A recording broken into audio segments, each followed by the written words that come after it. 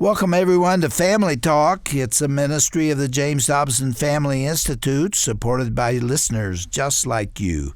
I'm Dr. James Dobson, and I'm thrilled that you've joined us.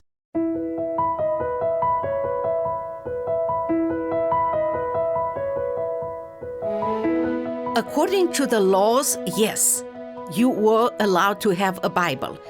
But the government will lie and say to Romanian people, because the law was not published, will say to Romanian people, you cannot have the Bible, and I'm going to jail you for that. What would you do if it were illegal for you to own a Bible? Would you risk it? Would you stand up publicly for your faith? I'm Roger Marsh, and our guest today on Family Talk did just that and so much more. Here's your host, psychologist, and author, Dr. James Dobson, to tell you more about it. Well, hello, everyone, and welcome to Family Talk. I'm your host, Dr. James Dobson, and with me in the studio today is an amazing woman with an incredible story to tell.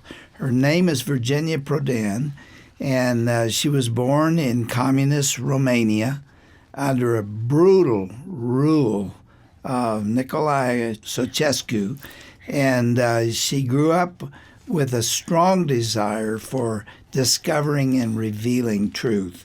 And as a matter of fact, I have her bio here in front of me. I'm not going to read it all. But she was charged with treason. She was kidnapped, beaten, tortured, placed under house arrest, and came within seconds of her enemies killing her. We're going to hear the details of that. Virginia, you also grew up in an unstable family, didn't you, in Yes. Romania? Yes. All right, let's start with the very beginning. Tell us about your childhood and what you experienced. My childhood was really special because I always felt like I didn't belong because of my red hair and freckles and the color of my skin that was very white compared with the family I grew up. Everybody else was olive colored? And black hair. But not only that, but I was kept in the house, and if I was allowed outside, I had to cover my hair. I was told all the time that I don't belong to that family, and they wanted to find someone who will adopt me. I was told many times growing up that I was there only to serve them. And that was the negative part. But the positive part is that out of that pain, God helped me to put on my heart the desire to find the truth about who I was. How early do you remember that rejection? I believe that I was 6. I believe that I was 6 because around 7 years old, I was told that I have to go out of the family and start working. Did you ever ask who your parents were, biological parents? No, because I live in a totalitarian regime kind of country. So you wouldn't dare? I will not dare to ask those questions. They would have brought more punishment for me. So I had for to asking. Just who for am asking. I? Mm-hmm. Yes. Yes. Yeah. Well, you have to know and understand that I grew up in a communist country. I call the communist country the land of lies and a prison land, where truth was nowhere to be found and everything was controlled by the government. And every question that you have about something that the government will do, it will be considered an anti-government statement and people will lose their job or will go to jail. Wherever the government establishes will reflect in the family. So it was absolutely brutal, wasn't it? Absolutely. And yes. based on lies. Based on lies, yes. How long was he dictator? He was dictator from 1965 to 1989. Yeah, when he was executed. He was executed at Christmas time. By the people. By his own people. They finally got enough. Yes, yes, after so many years. I have heard by the late Charles Colson, who was there, and other people, that people of faith really played a role in bringing him down. Yes. First of all, if you're an active Christian, and after I accepted Christ, I was a very active Christian because I defended Christians and human rights cases against the government. And the government did not like Christians because when you are Christian, you worship God. He required us to worship Him. And that was against the law. That was against the law, yes. And you had to make a choice, and you had to pay for that. You go to church, and you pay for going to church and not worshiping the dictator. I did more than that. I took him to court for persecuting churches and Christians. And that was something that he never expected for a tiny little woman like me. But that's what God does. And you have become a lawyer, so that's what you mean by taking him to court. But we're way ahead. Let's go back now. You're in your elementary school years. What happened then? Well, like I said, I watched my parents at home being very obedient to the government outside and doing whatever it was required. But inside of home, I watched them several times whispering what they really thought about the government. And I was shocked as a kid, 6, 7 years old. And somewhere in my heart, I said, I don't want to live this kind of life. And also, I watched our family reunions, having several lawyers coming to our family reunions, and some of my relatives will go and ask questions. And in my mind as a kid, I worked like this. Well, I don't want to live like my parents, but those lawyers looked like they know the answer to some questions. So I decided I'm going to go to law school, I'm going to find out the truth, and I'm going to speak up for the truth. But God had a better plan than this one. You were a very good student, weren't you? Yes, because I never accepted my circumstances. I did not know the Lord, but I believe He put in my heart that I can raise about the circumstances. What was your relationship with your siblings? They had power over me, no matter the age. They were younger or older. I was a servant. I had to serve them. And I never had the chance to question. If I questioned, I would have been punished. Did you guess that you were adopted? Yes, somewhere in my heart, yes. What color hair did your parents have? Brown hair. Both of them? Both of them, yeah. There was no person in the town where I lived. You know, genetically, that can't happen. Yes. You can't have a redheaded child from dark skin and dark hair. Mm-hmm. Yes. But you didn't know that then. No, I did not know. You just felt different. Yes, and I wanted so much to find the truth about myself. I wanted that. Yeah. Where did you begin to get information that maybe you were adopted and maybe you didn't belong in that family in that sense? Some people will say different things behind my back, and I heard them. But somewhere deep in my heart, and like I said, even my mom, the parents that I grew up for 18 years there, especially the mother, Elena, she told me several times that I don't belong, that I was there to serve them. What's something more clear than that you can have? How did you cope with that as a little girl? Saying, essentially, you're not loved, you don't belong here, you're here for our convenience, and you really don't even belong in this family. What'd that do to you?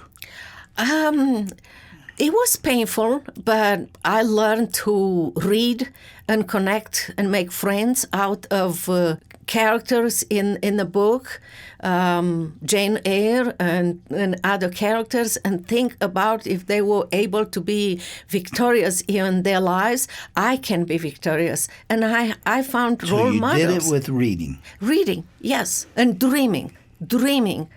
That even walking in the morning at 7 o'clock, going to work and having maybe a bad day before, but seeing the sun shining and warming my body, I was looking up and saying, there is someone somewhere that loves me.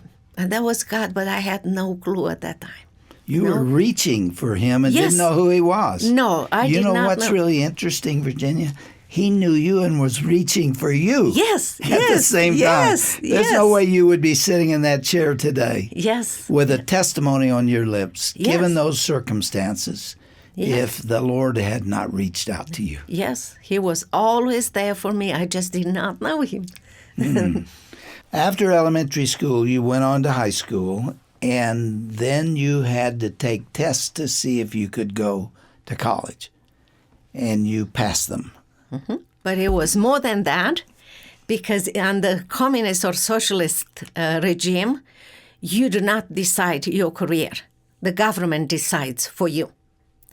And in order to be admitted to take the test for law school, my political file had to pass the government admission step.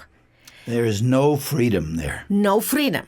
And from the time that you're born in communist or socialist to the time that you die, you have a secret file that the communist keeps track on you. And in that Is file, that still true? it is in every single country. Romania is not communist now anymore, but in every single country it is. And if we adopt this kind of system in America, that's what's going to happen to us. You know we're toying with it. Yes, with socialism. yes, we are. This is what I'm saying. We better pay attention to that and not doing. Well, how did they come to approve you Okay. for law school after you graduate from college? Well, like I said, first the political file had to be accepted by the secret police. Inside there were 3 questions. First, my parents were never against the communists and were never arrested. My parents never spoke up against the communist system. And the third, my parents were not Christians. So I passed. So Christianity was specifically outlawed. Yes, and the reason is because after you graduate from law school, you will become the attorney general, the ambassador, the judge, the Supreme Court judge or attorney, and you, according to the communist system, you are supposed to be loyal to the government and fight against the people of Romania. I had no clue at that time, but that was the reason why the communist system had such a strict procedure for admission. Yeah, they don't want anybody to get professional credentials who will then use that skill and that position in order to oppose the government. That's true. But they didn't know that God had another plan for me and my life. Where did you become aware of that plan? Well, after years of searching, finishing law school, I finished law school, I started to practice as a lawyer, and I was so full of enthusiasm and thinking every single morning, today, everything that I read and learned in those law books, I'm going to practice and I'm going to touch the truth.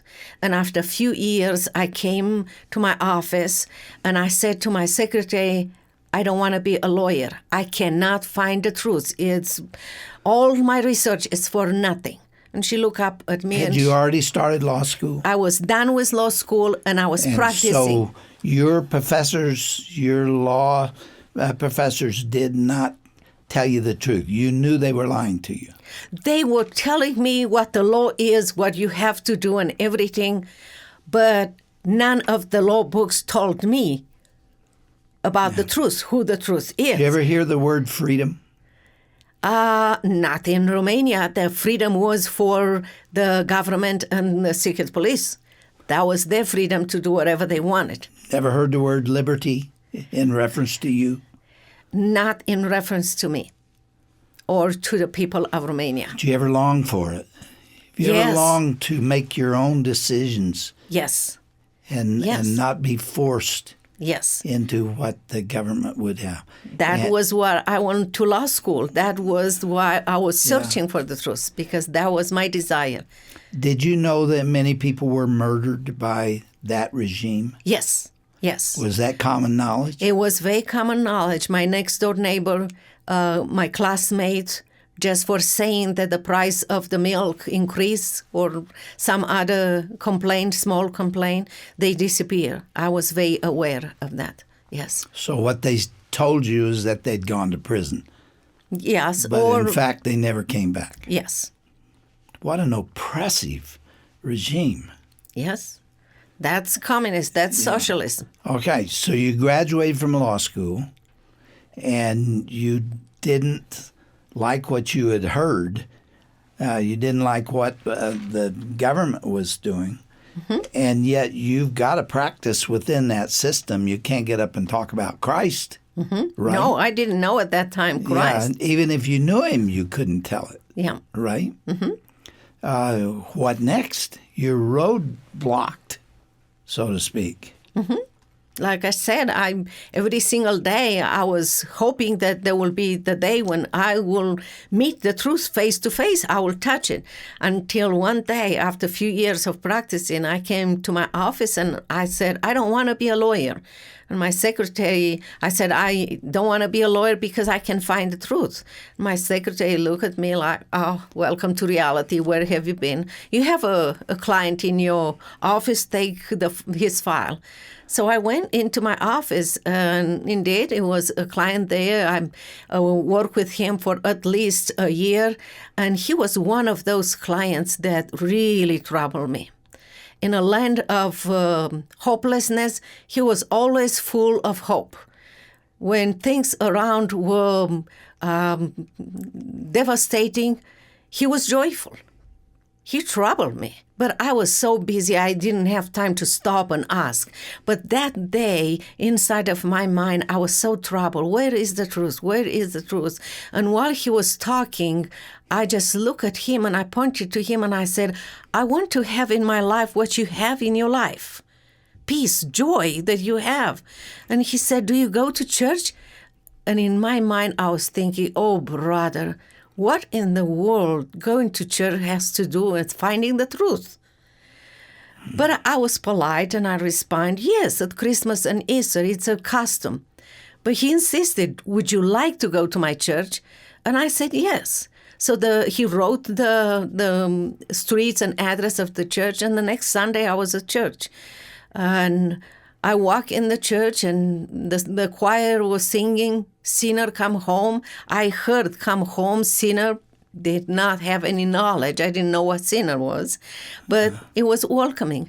I stood with my girls on the right side of the church with other ladies, and the pastor came, opened the Bible, and said, I am the truth, the way, and the life. And I was glued. You know that blesses me. Yes, and I was thinking, finally, somebody said it's the truth.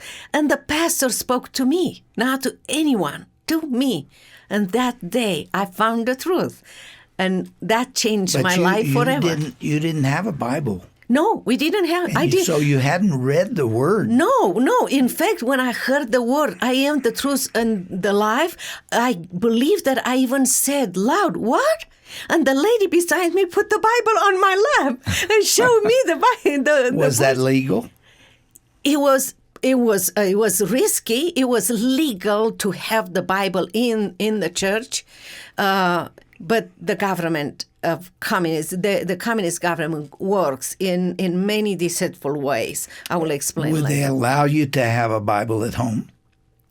According to the laws, yes, you were allowed to have a Bible, but the government will lie and say to Romanian people, because the law was not published, will say to Romanian people, you cannot have the Bible, and I'm going to jail you for that. That's the way the What'd you do with the Bible that the woman next to you put in your lap? I look at the Bible. I You brought read it home? No. That day I accepted Christ, and the pastor invited me in his office, and he gave me a Bible. So I took the Bible home because I wanted to read.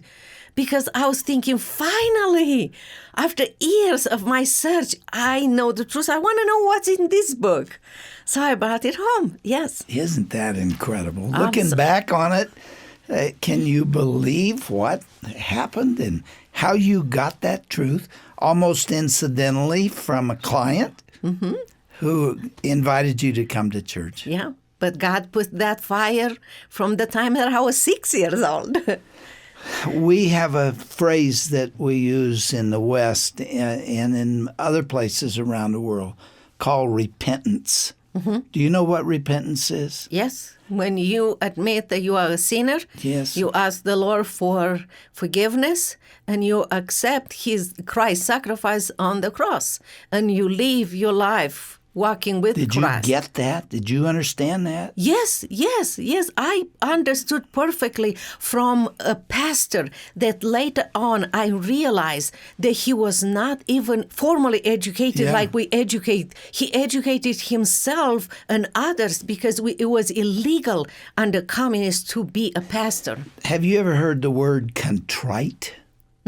That you feel sorry. Yeah. Yes, for. Broken. Broken, yes. Awareness of sin and a turning away from it. Yes. You yes. experienced all that I as did. this young girl who had really never had much exposure? Yes, I had, but not only that, the church trained me for 6 months in who God is and who I am. So what would you do in addition to Sunday morning? Did you go to classes? No, we didn't have classes. We didn't have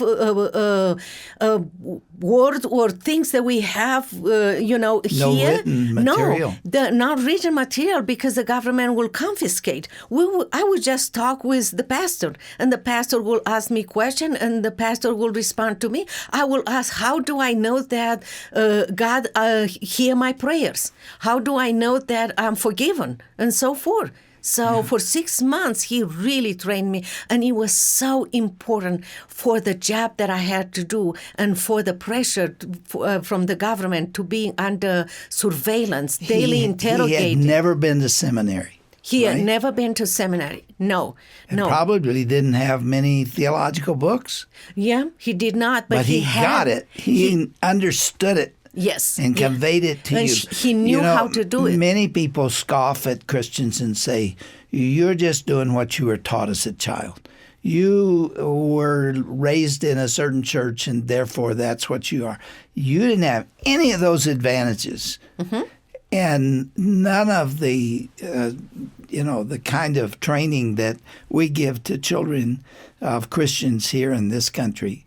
You found it out almost incidentally, but the Lord put it in your hands. Yes, and you know what? Later on, I realized that this pastor, because he didn't have training, he many times he will make grammar mistakes and everything. When I accepted Christ, I did not hear any of those mistakes. Is that right? The gospel was so clear. And then later on, even with his mistake, I had so much admiration. Like he was opening heaven for me. Those grammar mistakes did not count for me. I was just so happy to spend time with him and the other people from the church to teach me what they were supposed to teach me about Christ. Virginia, we're out of time, but we're going to talk to you again next time. And I should have said earlier, but I'll say it now. This is written in a book called Saving My Assassin. It's published by Tyndale, and you have laid all this out there in addition to what happened next, which we're going to talk about next time. You know what you do to me? You bless my life. Oh, thank you. And I'm sure there are many other people listening to you today who have been blessed by what you've had to say, because you really do love the Lord, don't you? Yes, with all my heart. I walk with him and I talk with him like I talk with you every day. He is real to me more than I'm real to you. Well, next time I want you to explain to those who don't know him and haven't experienced what you've experienced, I want you to tell them how they can find it too. Would you do that? Yes. It's our secret. Yes. Next time. Thank you. Thank you.